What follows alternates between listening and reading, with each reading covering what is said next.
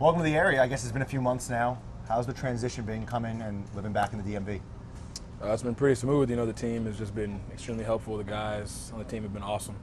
It's been awesome, reconnecting back with old friends from college and going back to the school and being able to see everybody that I knew for the past 4 years when I was in college there. So it's really cool to come back. It's like a second home for me, so it's pretty awesome. Does it feel like deja vu? Like, obviously there's a ton of Maryland Terp fans in the area. Yeah, it is. And then I got like a couple, I got an old teammate here too that I went to Maryland with. So yeah, it really does. I was going to ask about that. You got Nick Cross on the other side. Is there extra chatter because? Oh, of course. Yeah. Yeah, there's extra chatter every day, all day. As soon as we get in the building. Before we even get in the building, I'm talking to him on the way into the building. Like, yeah. So is it ever love or it's all smack? Oh, it's all smack every day. It's all love while it's all smack, Is that you? Are you the one always chirping?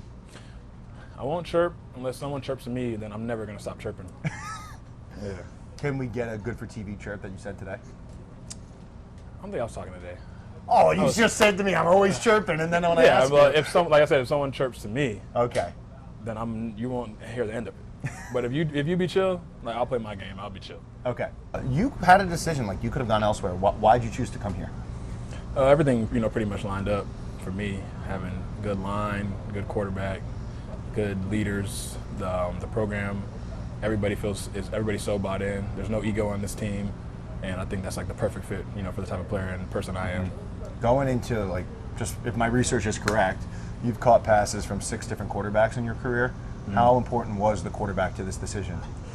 For me, it was extremely important because as I've seen, throughout the league, watching other guys for the past 4 years, who had like a stable one quarterback, like seeing their numbers, I'm like, that's what I wanted. Just knowing that I have a guy that's the guy. That's not going to be replaced.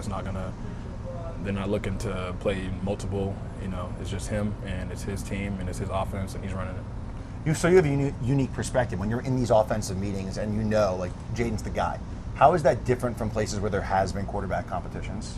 You just look to him and you just know like he's the leader of the team. Like he's the leader of our offense and it's pretty much trying to mesh with him. Like you're only trying to really have him really understand how he sees the game and just really trying to gel with him. So Adam Peters is really excited about you, specifically in the pass game. What is it that you think that you're going to be able to bring to this iteration of the Commanders offense that's new under David Blau? I think I'll be able to bring an explosive element just with the ball in my hands, being able to make plays. I feel like I can turn nothing into something or nothing into everything. I feel like that's the type of player I am, the type of player I've shown to be, my career, and just bringing it to this offense where there's going to be a lot of space, a lot of time, to get the ball to me. I think it's going to be really fun. So the other thing he said is that you compete as a blocker. What is your blocking mentality? For me, it's just getting on guys, as fast as I can, using my explosion because, I'm not like, 250, 260. I'm not going to be getting into a stalemate, right, moving guys. Like where I'm going to win is getting on them quick as I can, using my explosive power, and yeah. When did you get to the point where you're understanding your game that is, not the traditional tight end game? Like I would not to label you, but a catch first tight end. I knew that when I come into the league. I just understand like I'm never going to be, the C gap king. Like that's just not going to be my game. Like I can do it. I can do it in my own way, and that's how I've learned to do it in the league. But for me, it's always going to be about making explosive plays and making those big plays for the team to get points. Wes Welker's taken over working with the tight ends. It's not often that you have a legend like that who was a wide receiver working with the tight ends group. What have you been able to learn from him so far? A lot, honestly. Like there's just he has so many, cool tools and cool tricks that I would never even thought about, before running routes. And just a guy, and you can always respect the guy who's like really done it at the highest level, and obviously he's done it at the, the very highest level. He's won on every level. So it's really awesome, you just really just sit there and you listen and you buy into what he's saying, and he just has some, a deep bag of tricks, a deep bag of tools that he's just been imparting his wisdom on us and teaching us a lot of stuff. Your athleticism never in question, run after the catch never in question. What is it here? I know you touched on it a little bit, but what is it here that you really think that you could get to the next level? Honestly, I feel like I've always been, on the level I'm supposed to be. It's just getting the opportunities, for me. I don't believe there's something I'm going to do that's going to magically take my game to the next level. I think it's all just going to come, and everybody will see it as the touches go up. What's the thing that surprised you the most about joining this team? How like everybody is just super bought into the mission, like just super bought into the family. The way DQ runs the team, like everybody feels like they're all on the same wavelength. There's nobody trying to like do their own thing. There's no ego on the team. No matter how paid a guy is, no matter how famous a guy is, there's no egos on the team. Everybody is the same person every day to come in. Everybody respects everyone. We all love each other as a brotherhood, and I think that's been the most awesome thing so far. When did that click? Did something specifically happen?